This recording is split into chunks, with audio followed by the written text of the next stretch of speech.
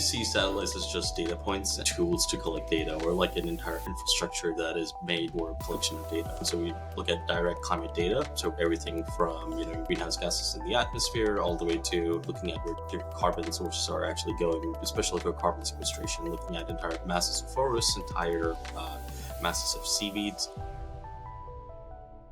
Today, I'm really excited to have Shoaib Iqbal with us from Esper Satellites. And so if you want to think about, what is happening on our planet, how can we monitor these things? Shoaib has a really interesting company, and I'll hand it over to him to tell us a little bit more about his company, his vision, and why he started this. So thank you for being here, and I'll hand it over to you. Thanks a lot, Nick. Hey, everyone. I'm the CEO of Esper Satellites. We're a company that's building and launching sensors into orbit. We're using these sensors to track a number of climate metrics. So everything from atmospheric greenhouse gases to surface level metrics for agriculture and mining. I started the company while I was still at university studying my degree in space science. So my background comes from a lot of university side projects, building and launching stuff on suborbital rockets, and then using a lot of that experience to build something in climate. And that's how Esper came about.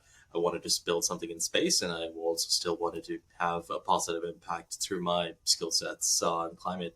And that's what's a really driving factor for me and Esper. Yeah, one of the things I think really interesting when you think about space, especially now with everything happening in climate, if you think about the history of how long we've been monitoring this world we're on, it's not very long. If you think about when we launched, I think Sputnik was launched in 1957. All right, that was like the first, I think, satellite out there. And then we've kind of been launching satellites ever since. Now we have data, which we didn't have when I was a kid. We had some, but now we've got decades of data. So we can start to analyze some of the impacts that we have had as humans on our planet. And I think, there's 7,000 satellites now orbiting out in space. And I think SpaceX has over 3,000 alone. And if you think of how young that company is, it's fascinating to see that they have over, almost half the satellites that are out there. So maybe I'd be curious on your own kind of perspective around space. How do you think about some of those things? And, what are you hoping to launch? Because you're getting ready to launch your first satellite, right? You haven't launched one quite yet. I think,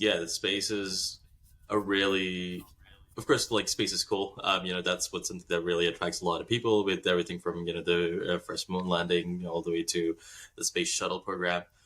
It's really interesting how a lot of that came about during the Cold War, right after World War II, where basically that rivalry between the US and Russia is something that really propelled a lot of that technology forward. Like I was just a couple of days ago, I was reading how the US was basically once Sputnik was launched, it really, started that entire space race, because the Russians had actually bet us to something. After that, then of course there was this entire campaign of launching spy satellites.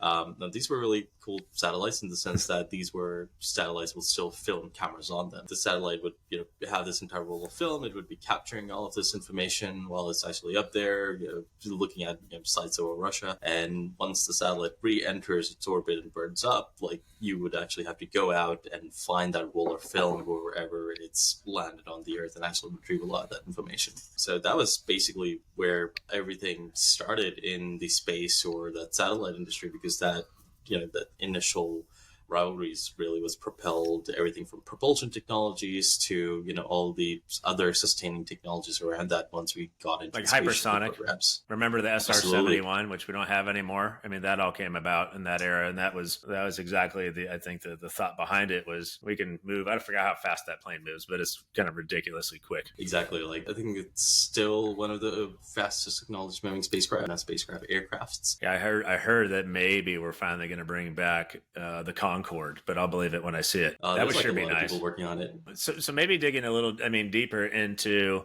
your ambitions, because your goal out there is not to create a space satellite. So what is it around climate that you find interesting, and what are you hoping to monitor with some of your first satellites that you put out there? We see satellites as just data points and tools to collect data, or like an entire infrastructure that is made for collection of data.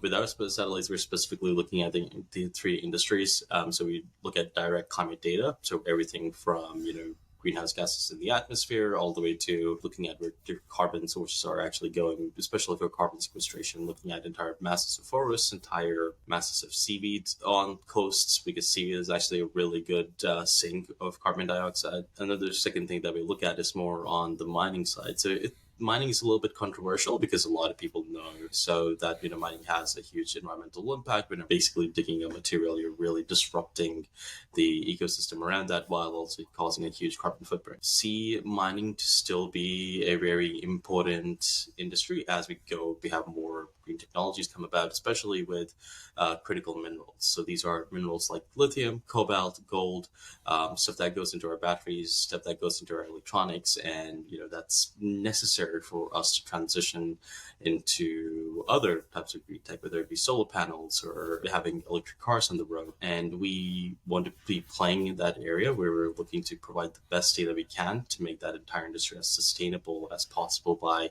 increasing the overall efficiencies, while also exploring for these newer minerals. Yeah, less impact. So I did a recent podcast with a company called EnergyX, and they do a lot of lithium mining. And I was also advising a company on that's out there to do more AI level mining, where their pitch is, hey, we can do it faster, cheaper, and less disruptive to the planet, which is really interesting because you think about how much time and permitting, all the work, well, at least in the US, to go and find and source these things and dig up the earth, like, it's so disruptive. And so if you can use technology, either it's a satellite or some other system to be more efficient, that could be massive and even potentially faster. So I don't know. I mean, maybe, I don't know how much people are leveraging satellites to do kind of what you're talking about. Do you think this is a fairly new space, or is this kind of more proven where people have already been doing, narrowing down kind of areas for mining, leveraging satellites? Yeah, what we've seen is that people have known about satellite data and it's been, hyped up quite a bit, but it hasn't really been like commercialized in the sense where, let's say,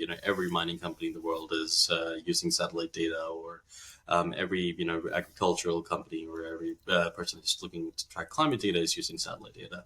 It's still niche in the sense where people know about it, but no one's really using it just because the data has not been there, or like the quality of that data or can be derived from that information has not been there. That's where we come in. So as I mentioned, we're building these sensors. These are essentially imagers or hyperspectral imagers that capture light in these hundreds of wavelengths to basically do spectroscopy. What that means is we're taking pictures of the planet, but our pictures can basically help us decode every point on the planet on a chemical level. So everything in the atmosphere all the way to surface level on the Earth, we're able to decode all of that on a chemical level. That's allowing us to give this additional dimension on the data for mining and ag and all these different industries. It sounds, when you say prescroscopy, it sounds like a colonoscopy for the planet. Going deep into the bowels of the planet.